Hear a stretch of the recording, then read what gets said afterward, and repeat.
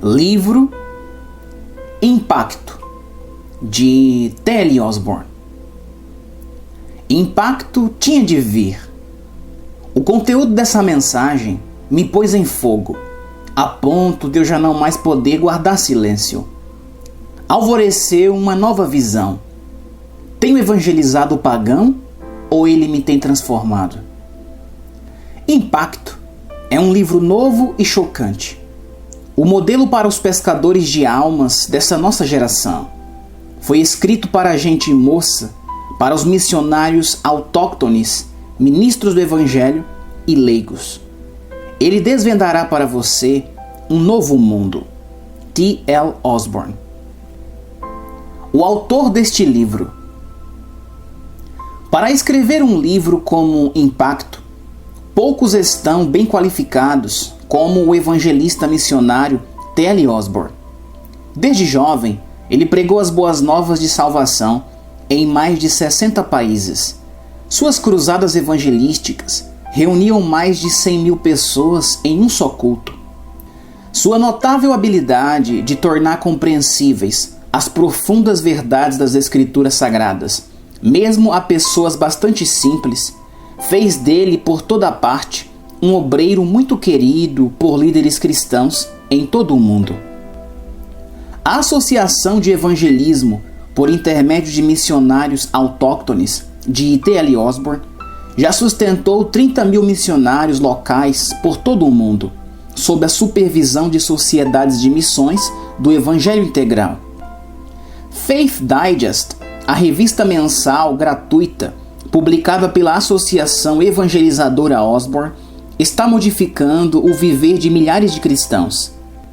Explanando histórias verídicas em todo o mundo, ocorridas durante o evangelismo em massa, em aditamento à sua exclusiva seção dedicada à evangelização por intermédio de pessoas locais, a Faith Digest apresenta um novo conceito no que diz respeito à evangelização mundial.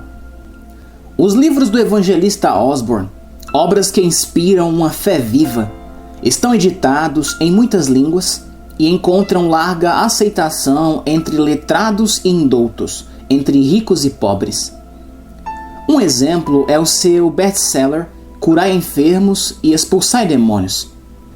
Mana do Centro em Tulsa, Oklahoma, Estados Unidos, uma verdadeira corrente de ministério que vai alcançando os mais longínquos cantos da terra. Tudo isso deve à direção e à inspiração de T.L. Osborn, o autor deste livro. Capítulo 1.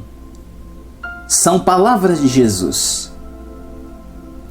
É preciso fazer com que eles parem imediatamente, vociferou Satanás, batendo com força sua mão direita fechada sobre a palma da mão esquerda. Empreguem todos os expedientes que pus à disposição de vocês.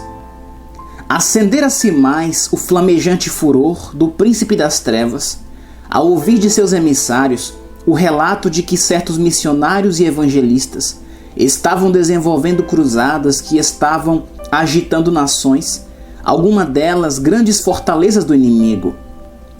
Ele revelava todas as características de um dragão afogueado e aguerrido, à medida que fazia sua voz trovejar ao máximo, mais que ameaçadora. Vocês acaso imaginam o que pode significar isso? O que vocês estão fazendo para impedir o avanço dessas cruzadas? Bradava ele aos ouvidos dos xerifes da iniquidade reunidos à sua frente. Um dos mais poderosos anjos decaídos, súdito de Satanás, conhecendo o quanto seu chefe é fraco, por homenagens, rapapés e adoração, vagarosa e sorrateiramente, apresentou-se e beijou o chão aos pés do maioral. Declarou com ânimo resoluto: Majestade augusta e onisciente, já obtivemos boas vitórias e fizemos calar vários evangelistas de invejáveis dotes, tentando-os sutilmente em épocas de fraqueza, e depois espalhando pelos quadrantes da terra a insensatez deles. É desnecessário dizer que conseguimos arruinar a reputação deles e destruir também a eficácia daqueles indivíduos. E prosseguiu: Também temos levado outros a se indispor com as igrejas organizadas. Assim, seus golpes são terríveis em certos setores, muito embora sejam isolados seus esforços. Visto que cooperam muito pouco ou nada com as igrejas, o resultado das reuniões deles é bem pequeno, e quase todos acham que, no fim, nada conseguirão. Excelência, aqueles que mais nos perturbam estão sempre na nossa mira, e jamais deles nos esquecemos. De contínuo, lhe sugerimos razões absurdas. A experiência nos ensinou, bem como os seus conselhos muito sábios, que eles, embora a princípio se mostrem insensíveis, quanto mais populares, mais suscetíveis se tornam às razões ou aos argumentos absurdos. Naquele momento, Satanás já se recobrara suficientemente do seu ataque de cólera.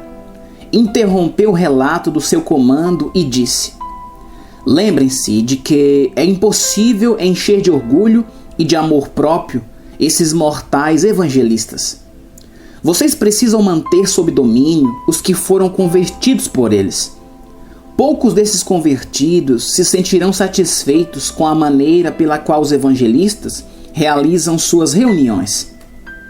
Aproveitem-se disso para tentá-los a organizar novas denominações. Vocês bem sabem que, para nós, nunca há denominações em número suficiente. Quanto mais divisões pudermos criar na igreja, maiores as nossas possibilidades de impedir a evangelização. Disse ainda: evangelistas hábeis devem ser sempre embaraçados e impedidos de pregar àqueles que estão sem o evangelho. Por século temos obtido êxito em induzi-los a realizar suas campanhas evangelísticas somente nos seus templos. Tem sido esse um dos nossos movimentos mais frutíferos. Tornavam-se visíveis no rosto do arqui-inimigo dos evangelistas os traços de um malicioso prazer. E continuou: poucos dos que estão em nossas mãos vão participar das reuniões dos evangelistas na igreja. Vocês certamente vão cuidar disso. Está provado que um evangelista perito na pregação a pessoas não cristãs, uma vez levado a pregar noites seguidas ao mesmo grupo de fiéis, deixa de ser ouvido com a mesma avidez e atenção, e os dons dele já não operam. Então, em geral, ele busca desenvolver outra espécie de ministério para colocar no lugar daquele original tipo de evangelização realizado nos tempos da Bíblia, e me alegro com isso. Empolgado declarou: odeio qualquer forma de evangelização, rosnou Satanás. Mas é fato que as reuniões evangelísticas realizadas nas igrejas são muito menos perigosas à nossa causa do que a prédica feita por evangelistas poderosos aos nossos cativos em nosso próprio terreno. Por isso, ouça-me vocês todos, fiéis meus. Devemos continuar a empregar toda e qualquer artimanha possível para impedir que tais evangelistas realizem reuniões fora dos templos, onde a nossa gente possa comparecer. E não se esqueçam de continuar a impedir que os cristãos propaguem individualmente o evangelho fora dos templos. Lembrando-se de outro fato, ressaltou: e há outra ameaça ainda mais mortal que essa, e que eu observei percorrendo toda a terra. Alguns desses evangelistas exercem influência sobre um grande número de pessoas para que se esforcem pela conversão de nossos cativos. São muito sagazes, recusam-se a trabalhar separados ou com independência e jamais organizam uma nova denominação. Persistem em congregar todos os membros das igrejas em um esforço interdenominacional de evangelização. E de novo bradou Satanás com sua trovejante voz: digo a vocês todos, é preciso que eles parem imediatamente. E o anjo réprobo, que dantes conseguira êxito em acalmar o seu enfurecido senhor, falou novamente: mas, excelência, temos obtido bastante sucesso no sentido de estorvar o movimento dos evangelistas, pois fizemos com que a igreja organizada se levantasse contra eles. Como sugeriu Vossa Majestade, temos enfatizado cada erro que eles cometeram e desfigurado cada falha, para que tomem isso como inspirado por outros motivos. Satanás retrucou imediatamente: não estou nada satisfeito. Vocês sabem tanto quanto eu que eles dia a dia estão ganhando terreno. Sabem como tratar esses fanáticos evangelistas. Vocês obtiveram vitórias no passado. Explorem, tire proveito dos seus maus entendidos. Enfatizem as diferenças entre evangelistas e organizações. Trabalhem os oficiais de igrejas. Sim, ponham de prontidão os editores e escritores e façam com que espalhem aos quatro ventos da terra as suas divergências. Tudo o que pudermos fazer para que as igrejas não cooperem na evangelização, muito bom será. Isso será mesmo ótimo. Sim, porque um homem sozinho, ou mesmo uma denominação isolada, jamais conseguirá êxito na evangelização do mundo. Portanto, devemos fazer de tudo para que os evangelistas e as igrejas operem separadamente, em franca competição e nunca em cooperação. Isso nos faz voltar ao ponto inicial. Após essas palavras, os príncipes ímpios e os anjos decaídos se abraçaram, esperando nova e incontrolável explosão da cólera de Satanás. Mas, ao contrário do suspeito, este os olhou e falou em tom firme e deliberativo enquanto andava de um lado para o outro diante deles. Esses lugares em que estamos sendo derrotados hoje, há séculos vêm sendo de nosso domínio absoluto. Minha estratégia tem sido esta: permitir às missões que apenas mantenham nas áreas pequenos postos avançados. Pessoalmente, tenho superentendido isso e a evangelização tem sido muito pouca, mínima mesmo.